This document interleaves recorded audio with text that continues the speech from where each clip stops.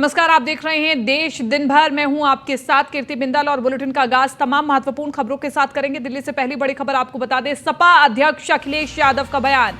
देश में महंगाई चरम पर है, पिछड़ों और दलितों के साथ भेदभाव हो रहा है, पिछड़ों और दलितों को सरकार पर भरोसा भी नहीं रहा है और ना ही गरीबों की बात सुनी जा रही है, ना ही पिछड़ों की बात सुनी जा रही है। आपको बताएं, अखिलेश यादव दिल्ली पहुंचे थे विपक्ष के नेताओं से मुलाकात करने के लिए। हालांकि उनके इस मुलाकात के क्या मायने निकाले जाएं, क्योंकि एक और तो अखिलेश यादव कहते हैं कि समाजवादी पार्टी के साथ अभी जो भी सहयोगी दल है हम केवल उन्हीं के साथ मिलकर के चलेंगे, लेकिन दूसरी ओर वो दिल्ली में तमाम विपक्षी नेताओं के साथ मुलाकात करते हैं, यानी कि अपने पत्ते खोलना नहीं चाहते अखिलेश यादव। अखिलेश यादव दिल्ली के दौरे पर पहुंचे, उन्होंने क्या कुछ कहा आपको सुनवाते हैं। सभा चलाने की जिम्मेदारी सरकार की है और कम से कम उत्तर प्रदेश से तो सीखना चाहिए भारतीय जनता पार्टी को। आपको याद होगा हमारे प्रदेश के मुख्यमंत्री जी ने इंग्लैंड की एक प्राइम मिनिस्टर रही, उनके भाषण को हिंदी में बोला। समाजवाद को उन्होंने क्या नहीं कहा, उन्होंने समाजवाद को कहा कि ये मृग तृष्णा जो कभी संभव नहीं है। ये भाषण किसका था? उसी देश के एक प्रधानमंत्री के अंग्रेजी भाषण को हिंदी में हमारे मुख्यमंत्री योगी जी ने उठाया। क्या उस पर भारतीय जनता पार्टी ने सवाल किया? क्या लोकतंत्र की परिभाषा, समाजवाद की परिभाषा इंग्लैंड के एक प्रधानमंत्री के भाषण से आप उत्तर प्रदेश की विधानसभा में पढ़ेंगे या बोलेंगे? क्या उस पर हंगामा बीजेपी ने नहीं किया? समाजवादी पार्टी की पहले भी तैयारी थी और अभी जिस तरीके से छात्र और 69,000 के साथ सरकार ने भेदभाव किया है, भारतीय जनता पार्टी से आरक्षण की उम्मीद कोई नहीं कर सकता। समाजवादी पार्टी ने भी तो पिछड़ों और दलितों के साथ भेदभाव अखिलेश यादव ने मुख्य तौर पर कहा है और बीजेपी को घेरा है। केंद्र की बीजेपी सरकार को घेरते हुए नजर आए अखिलेश यादव, क्योंकि 2024 के चुनाव नजदीक है। ऐसे में सीधे तौर पर तैयारी विपक्ष की पूरी है। पीयूष तिवारी हमारे साथ बने हुए ज्यादा जानकारी के साथ संवाददाता फोन लाइन पर। पीयूष, एक और तो अखिलेश यादव कहते हैं कि हमारे साथ जो सहयोगी दल है हम केवल उन्हीं के साथ चलेंगे, लेकिन दूसरी ओर वो दिल्ली जाकर के तमाम विपक्षी नेताओं से मुलाकात करते हैं। क्या करना चाहते हैं अखिलेश यादव? क्या अपने पत्ते नहीं खोलना चाहते?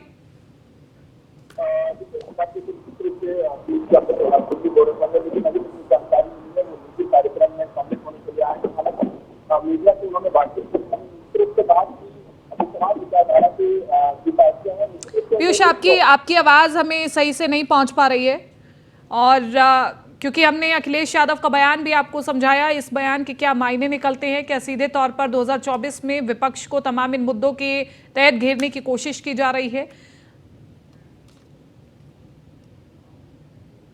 चलिए आगे बढ़ रहे हैं। लैंड फॉर जॉब स्कैम मामले में लालू परिवार को राहत। कोर्ट ने लालू प्रसाद यादव, राबड़ी देवी, मिसा भारती को दिया जमानत और नौकरी के बदले जमीन मामले में जमानत मिली है। कोर्ट को सभी को 50,000 की निजी मुचलके पर जमानत दी गई। राउस एवेन्यू कोर्ट में मामले की अगली सुनवाई है और 29 मार्च को सुनवाई होनी है। कोर्ट ने यह भी कहा कि सीबीआई ने गिरफ्तारी के बिना चार्जशीट दायर की है।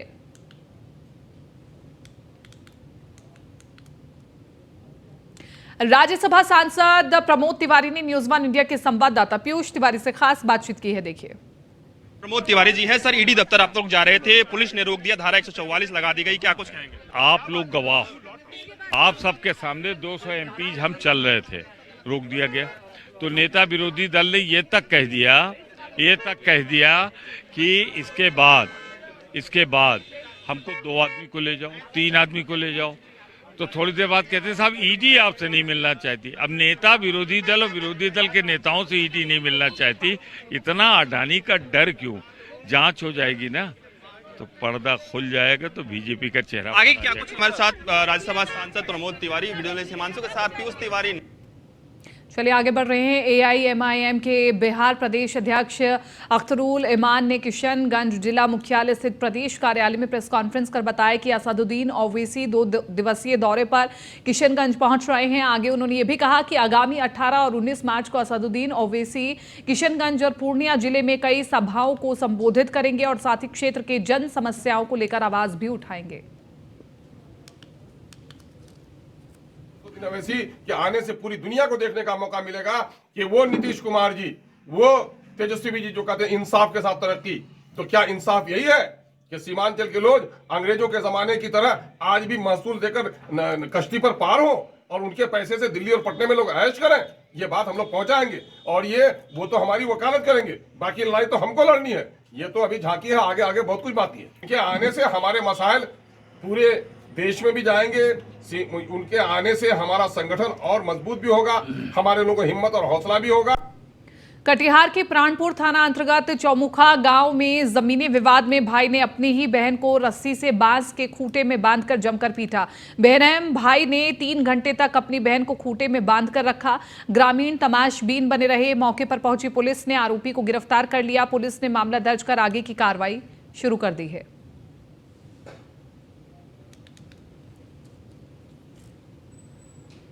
खूटा हम घर बना रहे हैं, घर खूटा उखाड़ने के लिए आया, खूटा उखाड़ गया इसलिए हम उसको उसके साथ मारपीट किए। तो उसको हाथ बांध के मारे हैं? नहीं सर, हाथ बंधा हुआ उसका?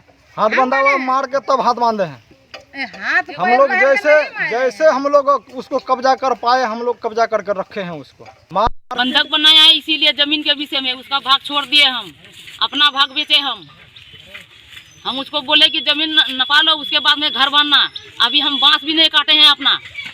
अब उसका भाग में कितना बांस निकलेगा नहीं निकलेगा, इसी वजह से हम बांस भी नहीं काटे हैं। तो हमारा तो गलती नहीं है भैया। बंधक औरंगाबाद में ट्रेन का कंफर्म टिकट पाना आज भी मैराथन जीतने के समान है। औरंगाबाद में धरातल पर यह हकीकत तब देखने को मिली जब शहर में कलेक्ट्रेट स्थित रेलवे रिजर्वेशन काउंटर पर कुछ ऐसे लोग मिले जो काउंटर खुलते ही तत्काल में भी कंफर्म टिकट पाने के लिए आधी रात को ही आ गए थे।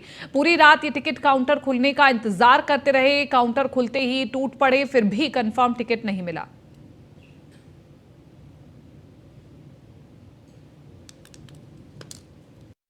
ट्रेन भी है तो ट्रेन में इतना ये मतलब जो लंबी रूट की ट्रेन होती है उसमें टिकट भी कम होती है, जिसके कारण मिल नहीं पाता है। क्या चाहते हैं सरकार से इस मामले में? सरकार से चाहते हैं वेटिंग वाला सिस्टम खत्म करे। मिल पा रहा है यहाँ जो है कि नंबर बोलता है कि पहले से नंबर लगा हुआ है, नहीं मिलेगा किसी को। गाली गुप्ता भी लुक कर रहा है। कितने दिन से दौड़ रहे थे? अभी 2 दिन से। और तत्काल टिकट नहीं मिल पा रहा है। तो आज पहला नंबर पे लगा है, तो मुझे क्या चांस है कि मैंने मिल जाएगा। भाग से आज मैं भी लाइन में हूँ, टिकट लेने के लिए खड़ा हूँ। इस व्यवस्था से सरकार के पास जो व्यवस्था है ट्रेन से लोगों को ले जाने की, उसमें थोड़ी सी दिक्कत आ रही है यहाँ पर कि आपके पास जितनी सीट की व्यवस्था है आप उतना ही टिकट बुक करें। उसके अलावा जो वेटिंग की टिकट आप बुक करवा रहे हैं उसमें लोग परेशान हो रहे हैं। और महाराष्ट्र में बजट सत्र चल रहा है। महाराष्ट्र विधान भवन के बाहर लव जिहाद के मुद्दे पर 2 विधायक आपस में भिड़ गए। सपा के अबू आजमी ने नीतीश राणे को चैलेंज दिया और कहा कि लव जिहाद को लेकर जो आंकड़े विधान भवन के अंदर दिखाए गए हैं उसे साबित करके दिखाओ। बेवजह मुस्लिम समाज को टारगेट न किया जाए, इस पर नीतीश राणे ने भी चैलेंज को एक्सेप्ट किया है।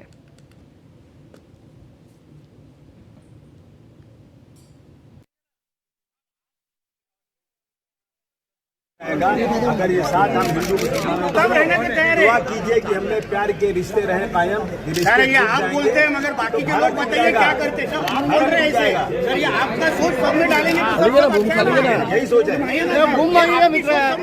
नहीं जाती है। आप एक काम करो, जो आक्रोश निकल रही है उनको बुलाओ, मुस्लिम समाज बुलाओ, मैं बुलाता हूँ। अरे बूम खाली क्या ना, बूम सामने नहीं डिबेट करो, आएंगे ना साहब। आप जैसे गिने चुने लोग हैं, मगर साहब बाकी लोग कभी नहीं सकता। इम्पॉसिबल, इम्पॉसिबल, झूठ है ये। अबू भाई सबूत है, मिलेगा नहीं तो कैसे बनाऊंगा? मैं क्या दिन तो रात बोल दूं क्या?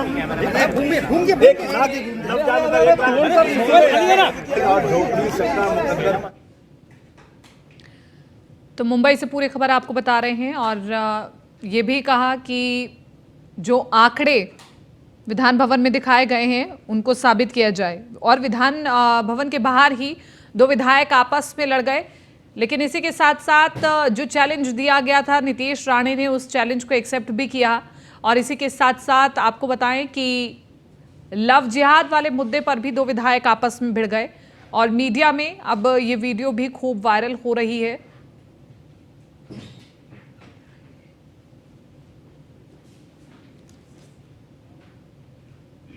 सीतामढ़ी जिले के सरकारी विद्यालयों की शिक्षिकाओं द्वारा लिखित जानकी की डायरी नामक पुस्तक का विमोचन मंगलवार को शहर के एक निजी सभागार में किया गया। पुस्तक विमोचन समारोह में मुख्य अतिथि डीडीसी विनय कुमार, सेवानिवृत्त जिला शिक्षा पदाधिकारी अवधेश कुमार सिंह, वरिष्ठ पत्रकार अवध बिहारी उपाध्याय एवं सर्वधीर मिश्र समेत अन्य मौजूद रहे।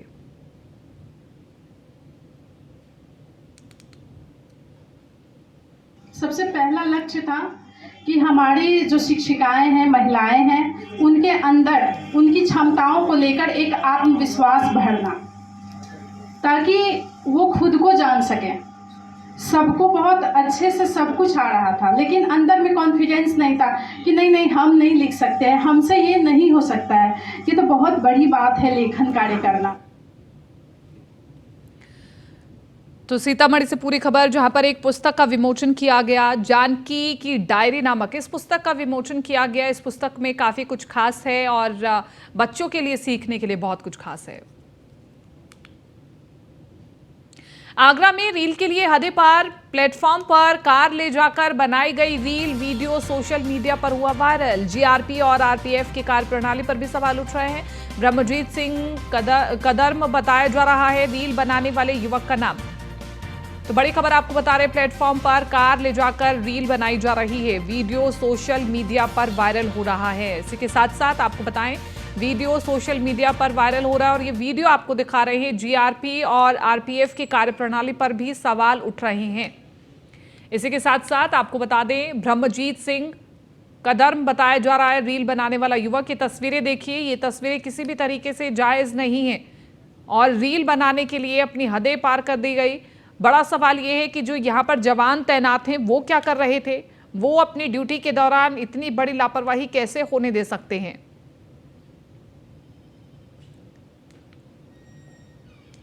तो देखिए, व्यूज के चक्कर में, लाइक्स के चक्कर में किस प्रकार से रील बनाने के नाम पर युवक अपनी हदें पार करते हुए नजर आ रहे हैं। कृष्णा त्यागी बने हुए ज्यादा जानकारी के साथ संवाददाता फोन लाइन पर। कृष्णा त्यागी, कैसे ये प्लेटफॉर्म पर अपनी गाड़ी को ले आया और रील बनाने लगा और वहां पर मौजूद जवान क्या कर रहे थे?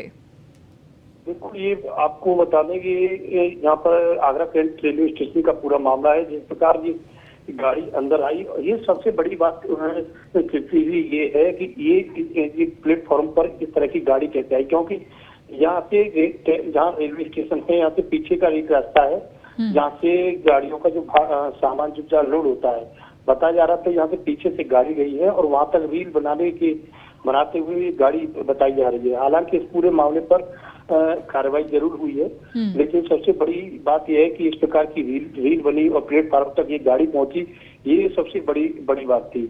आनंद फानंद में इस वीडियो को जब वायरल हुआ, अधिकारियों तक संज्ञान पहुंचा, तो इसकी पूरी जानकारी हुई है और इस व्यक्ति के खिलाफ कार्रवाई करने की बात कही गई है। जी ठीक, शुक्रिया तमाम इस जानकारी के लिए।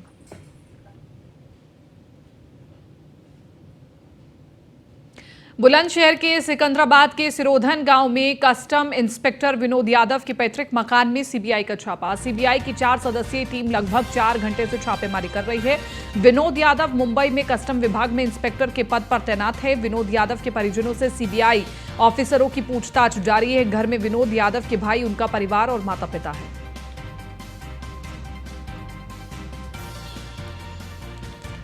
तो बड़ी खबर आपको बता रहे, 4 सदस्यीय अधिकारियों की टीम परिजनों से कर रही पूछताछ। बुलंदशहर के सिरोधन गांव में चल रही है रेड। कस्टम इंस्पेक्टर के पैतृक मकान में सीबीआई का छापा और इसी के साथ साथ मुंबई में कस्टम इंस्पेक्टर हैं विनोद यादव। पिछले 4 घंटे से चल रही है सीबीआई की रेड और इस पूरे मामले में अपडेट क्या है ये भी हम लेने की कोशिश करेंगे। 4 सदस्यीय अधिकारियों की टीम परिजनों से पूछताछ कर रही है। अशोक कुमार ज्यादा जानकारी के साथ संवाददाता बने हुए फोन लाइन पर। अशोक, क्या जानकारी है आपके पास, क्या अपडेट, क्या ये कार्रवाई अभी भी चल रही है? बिल्कुल, आपको बता दें कि सिकंदराबाद में इनका घर है, इनका कस्टम इंस्पेक्टर है विनोद कुमार यादव। पैतृक गांव पर सीबीआई की रेड करीबन सुबह से ही चल रही थी। करीबन 7 घंटा रेड चली है। इनके भाई हैं, परिवार के अन्य सदस्यों की कॉल डिटेल, अहम दस्तावेज खंगाले गए और ये किसी एक फर्जी मामले में किसी एक बड़ी लेन देन के मामले में यहाँ पर पूछताछ करने यहाँ पर आई थी और इनके तैनाती कस्टम में मुंबई में तैनात है और जिसके करीबन 7 घंटे तक लगातार कार्रवाई हुई और अहम दस्तावेज लेकर यहाँ पर सीबीआई की टीम जा चुकी। ठीक है अशोक, शुक्रिया तमाम इस जानकारी के लिए। दिल्ली में 75 महिला अचीवर्स को कमला पावर वुमेन अवार्ड 2023 से सम्मानित किया गया। कार्यक्रम को अंकिबाई घममंदरम गोवानी ट्रस्ट की ओर से निर्देशन गोवानी ने आयोजित किया है और पुरस्कार विजेताओं के लिए सम्मान समारोह नई दिल्ली के जनपद स्थित डॉक्टर अंबेडकर इंटरनेशनल सेंटर में आयोजित किया गया। इस मौके पर 75 असाधारण महिलाओं को कमला शक्ति महिला पुरस्कार से सम्मानित किया गया। ये पुरस्कार बालिका शिक्षा, महिला स्वास्थ्य, संगीत, लिंग समावेश, भारतीय संस्कृति और अन्य श्रेणियों में महिलाओं की तरफ से दिखाई गई उत्कृष्टता के लिए दिया गया। सम्मान समारोह की अध्यक्षता केंद्रीय मंत्री मीनाक्षी लेखी ने की, जबकि कार्यक्रम में केंद्रीय मंत्री दर्शन जरदोश, अर्जुन राम मेघवाल के अलावा लीला देवी, मॉरिशस सरकार में उप प्रधानमंत्री और शिक्षा मंत्री डुकुन लुचुमुन और अन्य गणमान्य व्यक्ति मौजूद रहे। समारोह में जिन महिलाओं को सम्मानित किया गया उनमें स्वर्गीय सिंधुताई सहित 75 महिलाओं को सम्मानित किया गया। वहीं इस मौके पर कमला ग्रुप ऑफ कंपनीज की प्रबंध निदेशक निर्देशना गोवानी ने कहा है कि महिलाएं आज जीवन के सभी क्षेत्रों में सफल रही हैं। वे मजबूत, अनुकरणीय और दृढ़ संकल्प के महत्वपूर्ण उदाहरण हैं।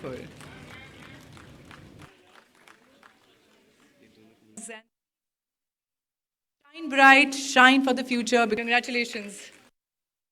कमला पावर विमेन अवार्ड्स ने कुछ ऐसे व्यक्तित्व जिन्होंने देश के लिए, समाज के लिए बहुत अधिक काम किया है, उनको सबके सामने लाने का काम किया। अभी छोटे से इंटरैक्शन में जिन महिलाओं से मेरी बात हुई, आपको सुनकर अच्छा लगेगा कि इसमें कुछ महिलाएं हैं जो डॉक्टर थीं और उनके यहाँ पर अगर किसी भी प्रेग्नेंट महिला जो है, अगर वो किसी बेटी को जन्म देती है तो उसमें डिलीवरी चार्जेस उनका अस्पताल नहीं लेता है।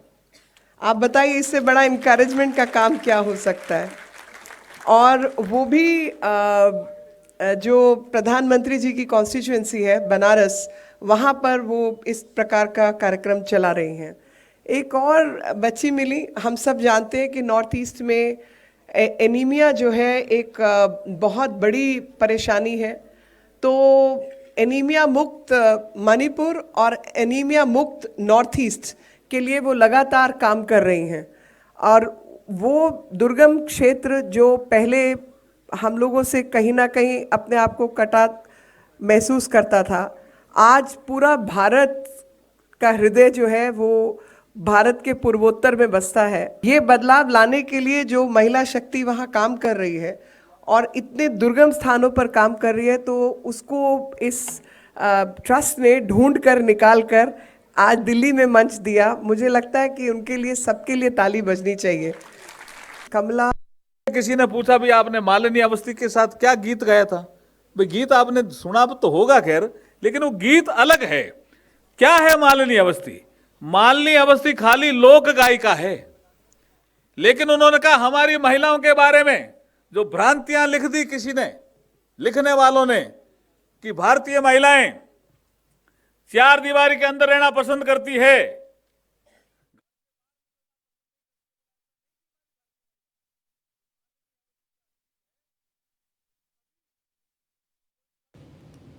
और बिजनौर के डायरियों में मामूली बात को लेकर के होली के दिन दबंगों ने एक परिवार के 4 लोगों को मारकर घायल कर दिया, जिसका वीडियो सोशल मीडिया पर जमकर वायरल हो रहा है।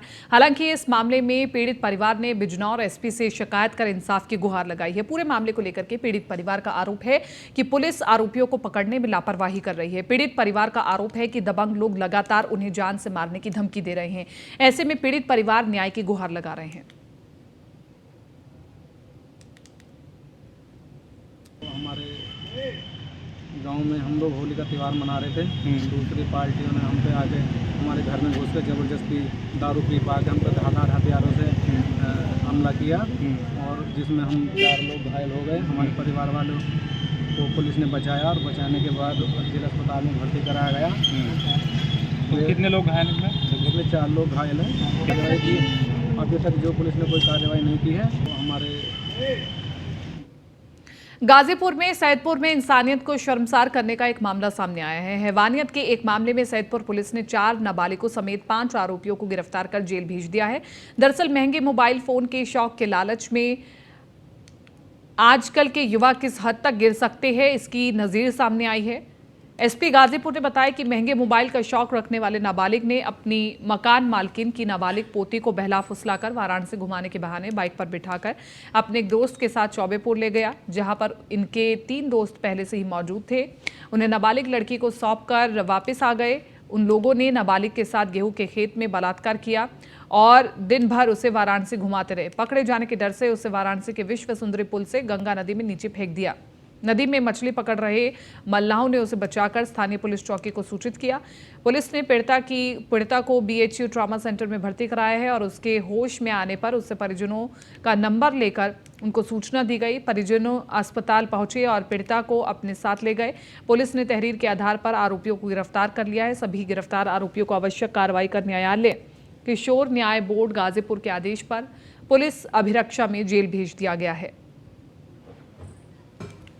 5 तारीख में उसी के नानी के घर में जहाँ रह के वो पढ़ रही थी, वहाँ पे एक बाल अपचारी मजदूरी का काम करता था। वो और उसका एक साथी उस बच्ची को अपने साथ बहला फुसला कर ले गए। फिर उन्हें उनके 3 साथी और मिले, उनके साथ उन्होंने कहा कि बनारस घूम आओ।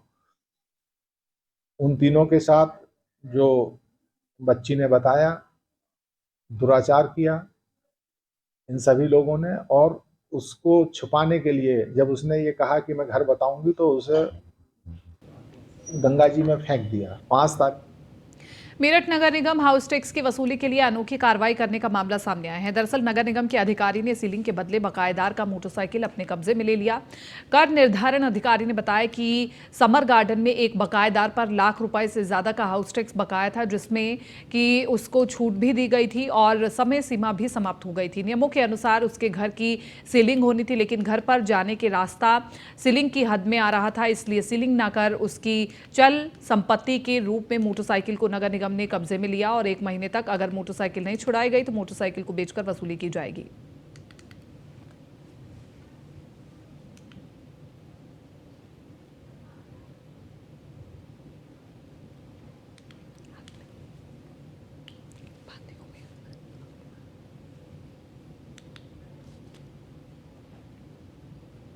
कानपुर के पनकी के इंडस्ट्रियल एरिया चौकी के पनकी हाईवे पर दर्दनाक सड़क हादसा हुआ, जिसमें 2 लोगों की मौत हो गई और 2 लोग घायल हो गए हैं।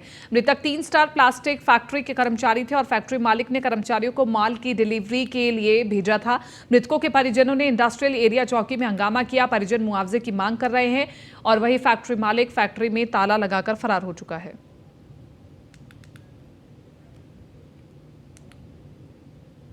फिलहाल इस बुलेटिन में मेरे साथ इतना ही। दीजिए इजाजत, नमस्कार।